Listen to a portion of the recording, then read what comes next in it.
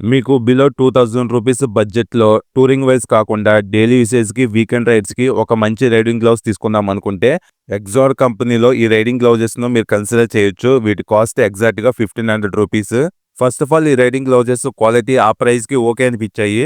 ఈ రైడింగ్ గ్లౌజెస్‌ను మన చేతికి పెట్టుకొని రైడ్ చేసేటప్పుడు లో క్వాలిటీ ఐటెమ్‌లాగా అనిపించట్లేదు. పర్లేదు, ఫీలింగ్ అనేది బావుంది.